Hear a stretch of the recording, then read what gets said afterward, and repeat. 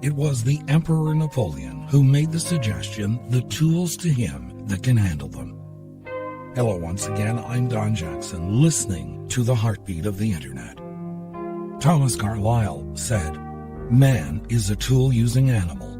Without tools, he is nothing. With tools, he is all." I would imagine shows like TLC's Trading Spaces and While You Were Out, and the PBS series This Old House with Bob Vila, and the comedy Home Improvements have made us more comfortable around tools. Well, on second thought, maybe not Home Improvements.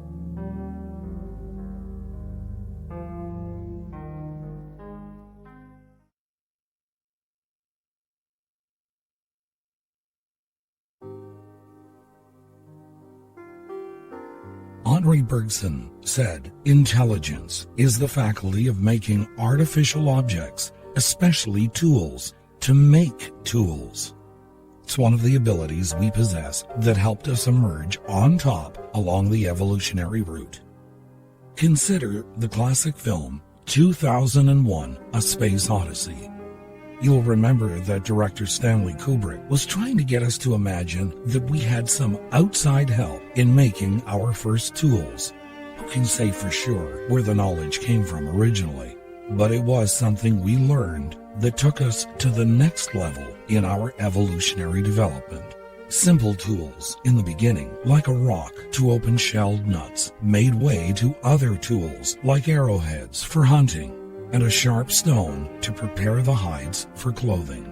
Tools to build homes, to protect and shelter us, providing us with the basic necessities of life and eventually all of our entertainments. From those humble beginnings, we have developed great and wonderful tools that allow us to build monuments and help us reach toward the stars. With Voyager 1 and 2 on their way to the stars, maybe someday, thousands of years from now, our spacecraft will be a tool for another species to learn about us.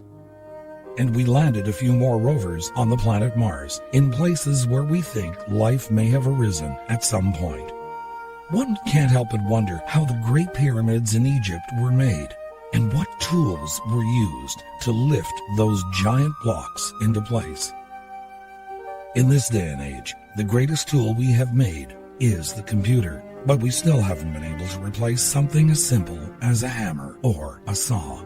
The fundamental tools that have followed us down through the ages are as relevant today as they were in pioneer times. My father had a workshop where he built a boat. My mother worked wood with power tools long before it was fashionable for women to do so. For tools are not only used by men. Women are fond of working with their hands, and it is just as important to them that they have a toolbox for their homes filled with all the necessary tools to do almost any kind of repair around the house. Some people turn their garage into a makeshift workshop and hang their tools proudly on the walls above a workbench. People who are employed in the trades usually have their own individual collections of tools. They spend years looking for just the right device to do the job, and when they find it, they rarely deviate from it. We like to watch TV programs like Trading Spaces and While You Were Out. Watch the professional work done by Mike Holmes and others, and look to see the tools favored and used for their projects. There is a tactile pleasure to some tools, and the satisfaction to be gained from a job well done. From the first time we whittled away at a stick, to the shaping of wood into beautiful objects and well-crafted furniture, we take pride in the graceful lines we carve from a block of wood. In this webcast, we're going to open our bag of tools to see what we have inside and discover what we can build with them.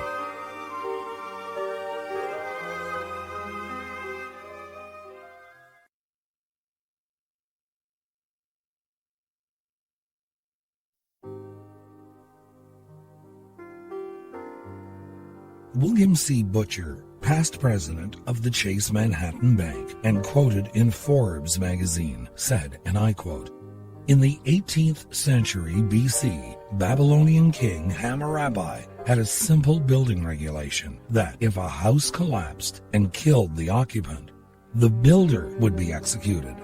End quote. Wow. A little extreme to say the least, but can you imagine if that law existed today? Home builders would never cut corners, and they would also demand a much higher price for the very best in building materials.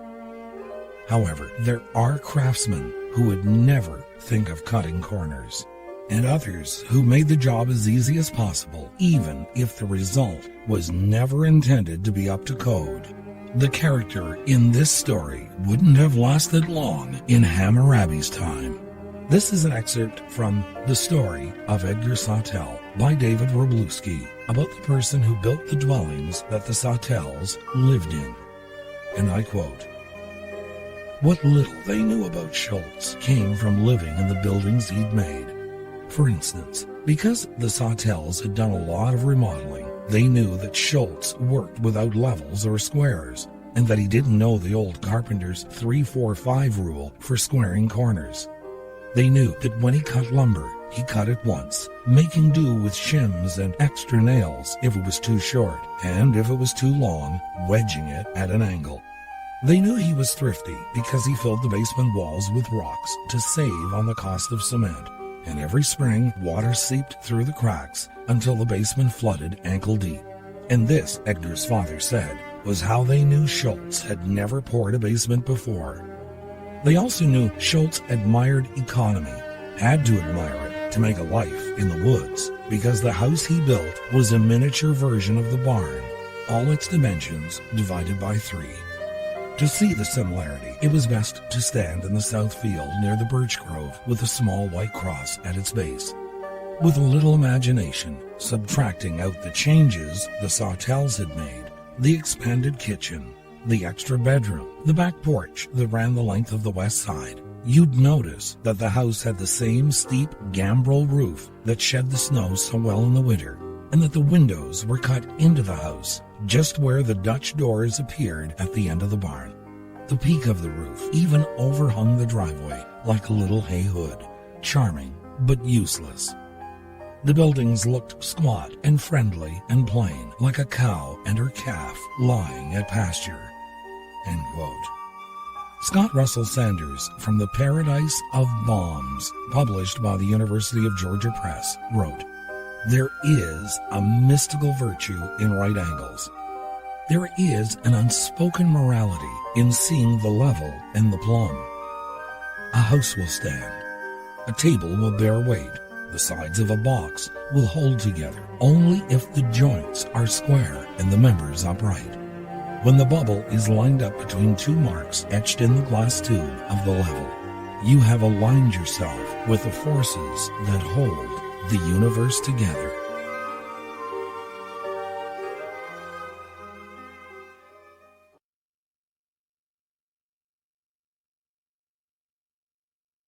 What needs fixing? What deserves our attention and our special skills? Most tools are relatively simple in design. Nothing really has replaced those simple designs. We can improve upon them, make them easier to handle, but the original designs stay the same. Someone once said, "Consider the hammer. It keeps its head. It doesn't fly off the handle.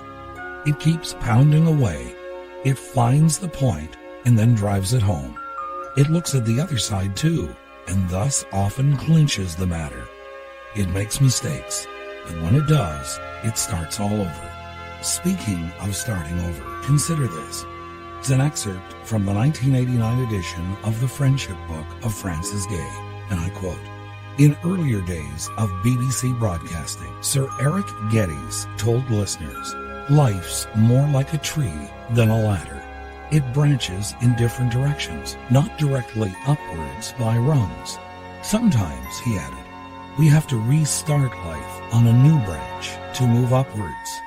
This is all too true, and we only have to reflect a moment to quote Sir Winston Churchill, who started on the wrong branch of life's tree as a soldier.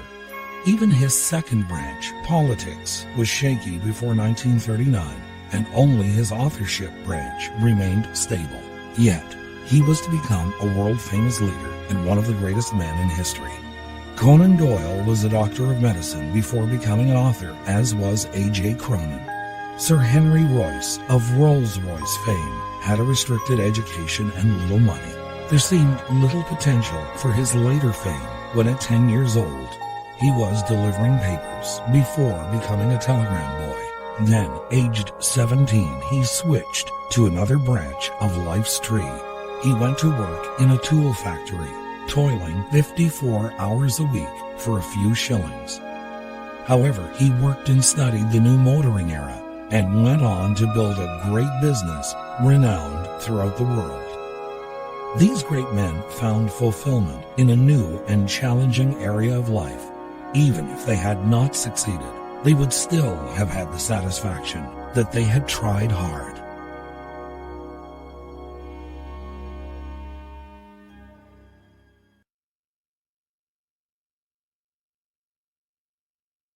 Again, another excerpt, this time from the 1989 edition of the Friendship Book of Francis Gay. Gay writes, and again I quote, Louis was a little blind boy in the French town of Couvray at a time when there was a lot of unemployment. It is recorded that in Couvray alone there were 72 men who were unable to find a job and had time on their hands. Some of them helped Louis by scratching a deep groove in the pathway down which he loved to wander so that he could push his stick along it and follow the winding route safely as it twisted its way to a pond where he loved to play. Others helped him to learn where he was by listening to the chimes of the church clock. When he grew older, Louis Braille never forgot the kindness of those unemployed men.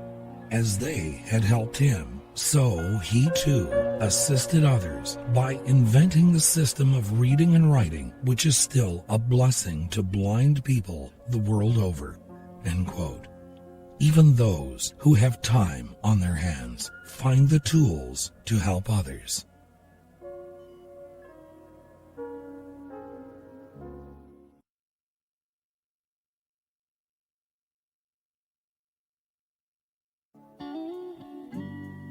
The world presents us with many opportunities to keep us from getting bored, especially if we have the knowledge to use tools. A pineapple is a pretty good example. I wonder what the first person to ever see a pineapple or a coconut thought. He or she might have said, I wonder what's inside. That person probably sat right down to figure out a way to get the darn thing open. Just imagine it. Fingers were probably scraped and bruised trying to get the covering off. He probably got around to smashing the thing on the ground or with a rock to see what was inside. Now we have all sorts of tools available to us to make that kind of job easier. But those who manufacture what we need have always found ways to make the getting difficult. Annie Dillard from The Writing Life, published by HarperCollins, reminds us that for just about every type of creation, there is a special set of tools. And I quote, "When you write, you lay out a line of words that is a miner's pick, a woodcarver's gouge, a surgeon's probe. You wield it, and it digs a path you follow. Soon, you find yourself deep in new territory."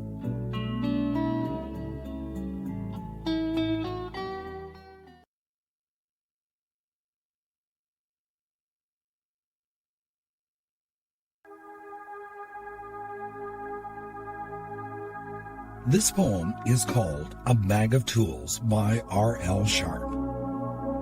Isn't it strange that princes and kings and clowns that caper in sawdust rings and common people like you and me are builders for eternity? Each is given a bag of tools, a shapeless mass, a book of rules, and each must make, ere life is flown, a stumbling block or a stepping stone.